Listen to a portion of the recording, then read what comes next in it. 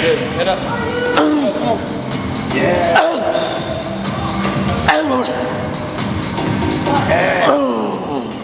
We are back with our YouTube here. So, you know, we're just getting started out, and, you know, we've had a really great start on putting things together and editing. So we want to know your kind of views on what we could do better, what you want to see more of. So make sure after this video you comment in the section below what you want to see more of with us. But today we are bringing a push day. So a lot of requests for chest, shoulders. We're going to combine the two today. Show you the main movements we do to develop chest. For Martin, it's one of his areas that we want to bring up the most. So we've been very specific in our chest training to, you know, complete his physique. So once that chest is full round for him, it's going to be game over on everything. So our chest sessions are very intense, very, you know, meticulous in what we do. A little bit more reflection there. So obviously the chest thing is where I'm weak. Brett has a very strong chest. So as we get into this, you'll notice that we're not doing a ton of shoulder press. We'll do more of the press towards the chest.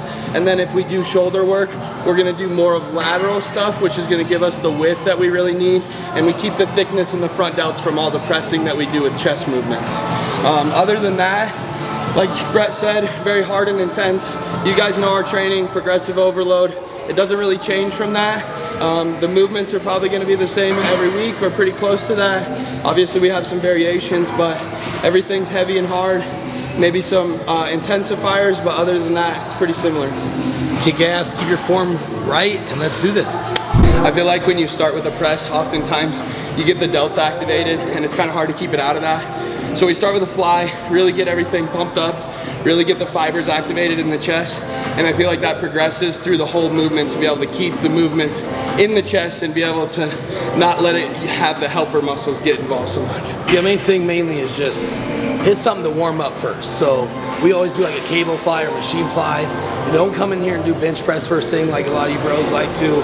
You know, that's how you end up getting hurt, as a tear. And you know, make sure the body is fully warm. So shoulders, chest, even arms. So make sure a fly to start, get everything ready to roll for the whole workout. All right, so we got about 4 or 5 sets in there already. You know, got the warm up in, did 1 working set there last one. So how we're gonna do our top set here is we're gonna max out our weight. So get something that we can get about 8 to 10 times. For us, it's 65 pounds on the cables. And then immediately after that, after you're completely wasted, we're gonna drop down, cut it in half. It's probably about 35, 40, and just pump out as many reps as you can. So set to failure at the highest weight, drop down around half, and then pump as many reps as you can to get it out. So that'll finish off our first exercise. All right, as you notice, we're very strategic in our first few sets. Like I said, I call them warm-ups. So you might say, you know, they're doing 4 or 5 sets. No, like how I declare it is the first 2 or 3 are just warm-ups, they don't count, and then you have 2 working sets. So the goal is to be strategic. You know, so we're only doing 6 to 8 reps on these warm-up sets, just feeling the weight, feeling our muscles, knowing exactly what we're doing, building up to a bigger weight or a drop set or a rest pause, things like that. So no, there's always a plan to meet. We're working up towards our top set that we want to go 100% intensity all out, and that's where the muscle fatigue, the failure happens. You can't just go 100% every single set, or you will actually be done in about 10 minutes. So set a plan, strategize, and then execute. In regards to rest periods, you know, we usually go about, like those warm-up sets, only about 60 seconds. You know, he goes, I go, he goes, I go. Once we get to the top sets, usually about 90 seconds to maybe 2 minutes. Like if it's in between your top set and then like a back off or a rest pause. Just make sure, you know, you're not standing around too long, but also make sure that you're recovering enough to, you know, fully execute with intensity as well.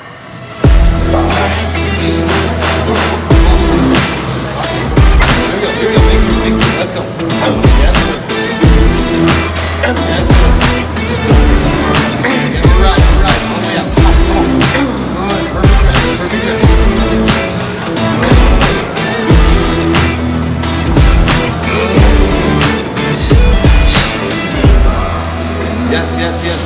Yes, finish it. Good. All right, guys, so third movement here, we're gonna do the flex press. This is kind of a specialty piece of equipment here at Armbrust. It's one of Brett and I's favorite. It's really interesting in its bar path movement. So as you come up, it's a flat bench, but it's really nice because it comes in and it really just targets the pec specifically. If you try to cheat on this, you can really feel it, and it just kind of feels like you're gonna tear your tricep or your front delt. So it really keeps it in the pec. And the other thing is you can go really heavy with really nice control on it. So this is a staple for us on our chest day. It's one that Brett and I use every week, essentially, depending, it's about third or fourth movement in, and it's always our flat variation. So we never actually flat bench with a barbell. I feel like it's really dangerous for the pecs. It's oftentimes when guys tear their pecs. So this is our flat movement in which we can still come up and in, and it really helps be able to keep tension off of the pec tendons. All right, so we worked up to our top set there. As you'll see, you know, got about 8 to 12, both of us, on our highest weight. So now we're gonna go into a variation. So like I talked about, we have warm-ups, we have a couple, what we call working sets, and usually the last one is some kind of variation. So either a drop set, you know, a time under tension set. What this is called the rest pause. I believe Dante Trudell created these, or you know, he's the ones that pushes them the most. But what it is you pick a weight, and you're gonna stay at that weight the entire time. So you're gonna start out and you're gonna do something around 10 to 12. We always just stop at about 10 to 12 reps. You know, you're not complete failure, but getting up there. So after 10 to 12, you stop, you rack it, you just sit there and you breathe for 15 seconds. So you have a 15-second break, and then you go back into your next round without changing the weight. So you do 10 to 12, rest 15, you do failure, so as many as you can, you rest 15 more seconds, and then failure again. So there's 3 rounds of it, 10 to 12 reps, failure, failure.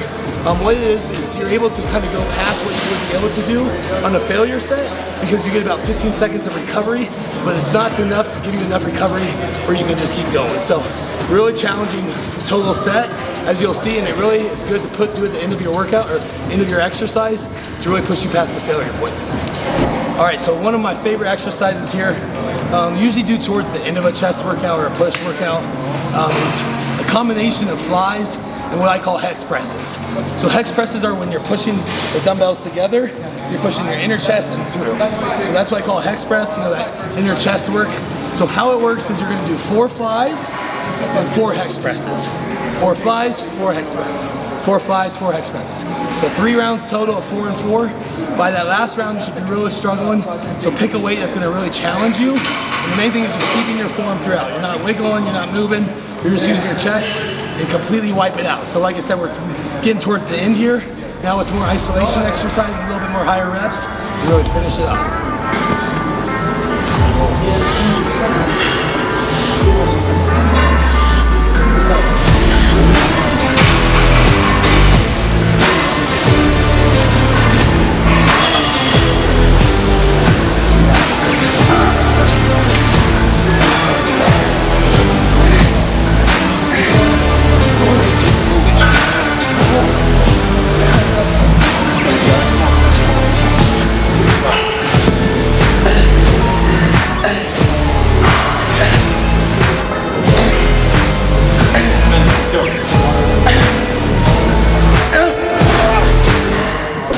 Now we're gonna move into some shoulder work. So like I said, we're gonna do a push day today. No triceps, just chest and shoulders. That's kind of how we operate. We're gonna start out with just some basic side laterals.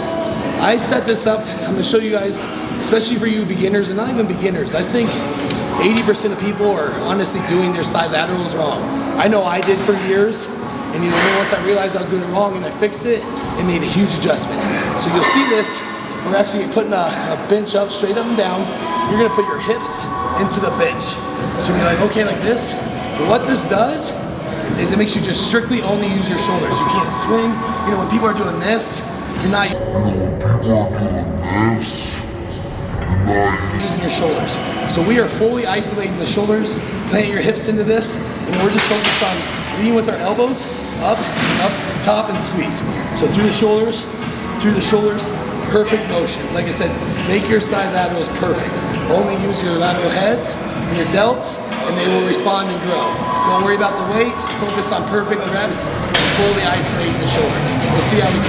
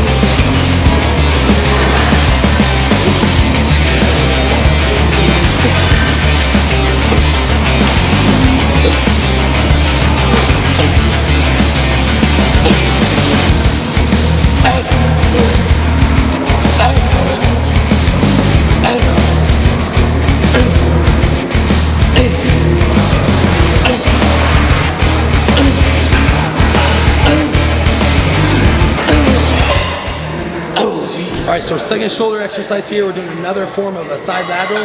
Like I said, if you want to get the rounder delts, side lateral is volume. So we're huge about just pushing blood, pushing nutrients into the shoulders through perfect isolation and movements. So like that, what we did earlier with the standing, the hips against the bench. Now we're doing some lying down. We have cuffs on here. You can use handles if you need to. I really like the cuffs because it takes any grip out of it. You just go around your wrist and you just focus on your shoulders, controlling it out. So you're laying on an angle up, isolating solely your shoulders. Think to yourself that you're kind of cupped down and you're going through the walls all the way to the ceiling. So here, through the walls, controlling it with the cuffs. So if you have this set up, awesome. Some kind of cable movement works, either on the floor row or anything. The main thing is just perfect execution, isolation.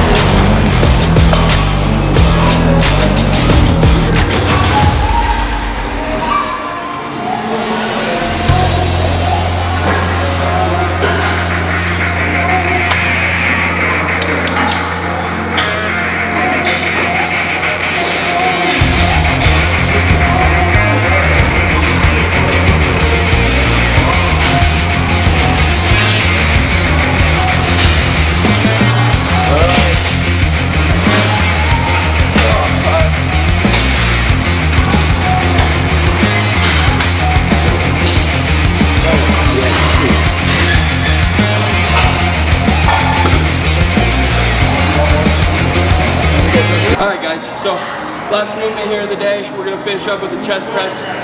This is kind of just to finish the chest and shoulders off. We've kind of hammered everything into the ground. Now we're just gonna shove some nutrients and blood into them, finish them off. My biggest thing here, really focus on the contraction and squeezing the pack all the way through, and then staying big chested so that it really stays in the pack. Other than that, guys, just finish yourself off and make sure that by the end of this, the central nervous system and the body's ready to take a nap. Got it? Look.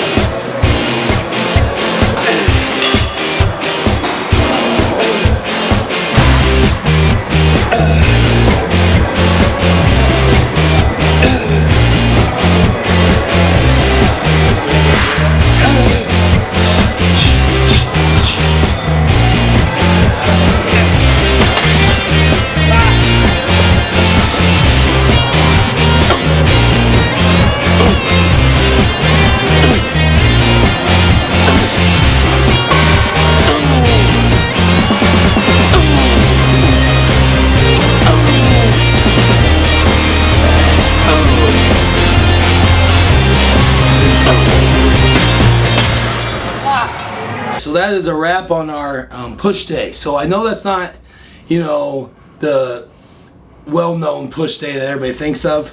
You know, a push day, when you get categorized as chest, triceps, and shoulders, and a lot of the shoulder involvement is just pushing, so pressing, like shoulder presses.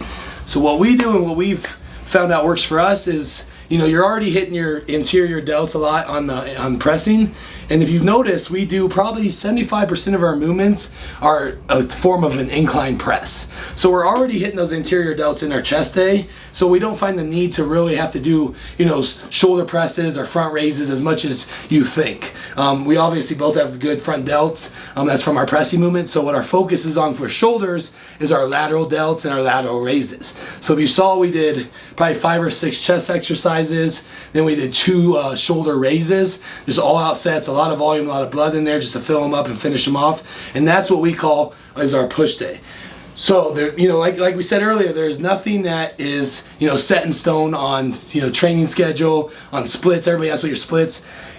It's individualized, and we've figured that out. We've came up with a perfect split that works for us together, and that's what you should do. What we're doing is providing you this content to show that, everyone can set up differently. Different exercises work for different people. You just have to find that and then ride it into the ground. So whatever we're doing, we're still going all out intensity. We're working up to top sets, rest pauses, drop sets, but we just found the movements that work for us. So like I said, you figure out what works for you and ride with it when you can. Yeah, so to add to that, like Brett's saying, you find what works for you guys. So for me, chest is very weak. That's my weakest body part. So doing a full actual push session where I would do a lot of front delt or an actual shoulder press wouldn't do me much benefit. My front delts want to take over on my chest movements anyways. They're very dominant. So for me to do pressing wouldn't really do that much for me. Brett's very similar in that his entire pressing muscles are very, very strong. So he has a big chest, very big front delts. So for him, it's more about focusing on detail, squeezing, and then when we get into the lateral movements, for him to get that illusion of more width and more roundness in his delts, he needs the lateral movement. So that's something we've done to make him better and to make me better. And then that's what we do for our split. So we run more of a bro type split, and where we split things up more individually. And I think that also does us a lot of benefit in recovery as well. So we won't hit chest again for another 4 to 5 days. And because of that, when we go into chest, we're able to attack it full force, and we're never missing a lick. We're hitting PRs every week. And I think that's a big factor of why we're growing so fast. Because like I said, we come in with a plan each session. We know we're, warm-up sets into your working sets, into an all-out set. You gotta set your exercises up that way. I didn't go into it far enough, but like people that come in there and do 3 sets of 15 and start, max weight on that first set. By the third set, they're only doing about 6 to 8, and then by the third exercise, they're done. And they think that's a workout, but it's not. You're not gonna actually grow from that. What you need to do is, I suggest that you write down your workouts. So we're good at, we just remember it because we do it every week. We know each other's maxes and everything like that. But you're trying to, either touch that weight you did the week before, or beat that weight, or hit more reps at that weight. So we're all, you got a thing in your head, you're progressing. So if you're always coming in and doing the same shit, like I know you look at your gym right now, there's always going to be a guy in there that is, looked exactly the same 3 years ago, was doing the same exact exercises, 4 sets of 10 on bench. There's no progression there. What are you doing with your time? Why are you in the gym for 1.5 hours, 2 hours a day if you're not progressing? You could be doing that. You could be spending it with family, spending it with friends. So make sure that you are taking advantage of your time in the weight room. So that's that's one of my biggest fears, man, is that I'm not progressing. So I can't sleep if I know I'm not progressing, and that's how you're going to grow. That's how you're going to keep moving forward. So to add to that too, is Brett and I are very known for our progress. We're known for coming out of shows and making these massive amounts of gains. That's all due to the fact that before the show's even over, we have something written down. We have a plan of attack, and we never fade from that plan of attack. So every day we come in here, I text Brett every night at about 8 o'clock. I say, what time are we training? What are we training? What are we doing? And then, it's kind of a constant battle between us. We're best friends, but we're also kind of in this constant battle of who's going to be the better bodybuilder today. So, I'm going to say Brett won the day in chest today. He had the most weight. He got the most reps. But I'm not going to let that happen tomorrow. So every day we come in here with the intention of beating each other, but also making each other better. And I think that's a factor that people need to pay attention to. Again, we go into our splits and our movements and how meticulous we are. But a lot of people, it's like, this is a staple. Well, if that staple doesn't train the target muscle that you're planning to train, don't use it. You know, a lot of people use dips for chest. I've gone into this in other videos, but dips do not do a fucking thing for my chest. All I get is triceps. So we don't do dips at all for our chest. So it's just little things like that that you can, you know, write down and say, this isn't a chest movement for me, this is a tricep movement. We're very meticulous in that, and if it doesn't work for both of us, we don't do it. You know, we're very fortunate we have each other, but you can still do this progression and stuff by yourself. Like I said, you gotta, you know, if he wasn't here and I wasn't here, we'd still be doing it, you know. Maybe not progressing as fast, but you gotta still be able to get the work done yourself and, you know, keep track of that and find a way to enjoy it, man. Like, make sure you are enjoying your training, or don't do it. Even on the toughest legs days possible, we know we're gonna, you know, be fucked by the end. But the thing is, like, you just gotta have that mindset that, you know, it's for a reason. You know, we're in this for, you know, overall what we want to do with our lives, and, you know, we live this lifestyle. And so, you know, find your why, you know, find your motivation, and just remember it and run with it. We're gonna continue to show you these workouts. We're not someone that does the same exercise every week. We have about, you know, for chest, like, we have about 10 to 15 different ones, and we'll come back to them every 2 weeks. So we're going to show you kind of everything we do and what we think work the best for us, and then you can, you know, you try these things out. If they don't work for you, then don't do them. But, you know, a lot of this stuff will work too. Absolutely, guys. So like, subscribe. Let us know in the comments what you want to hear below or what you want to see. I know that Brett and I have some knowledge and some bases that a lot of YouTubes aren't going to use. So ask us, use our knowledge. We're happy to share. And just keep following us, guys, because we're definitely going to give you some content that's worthwhile.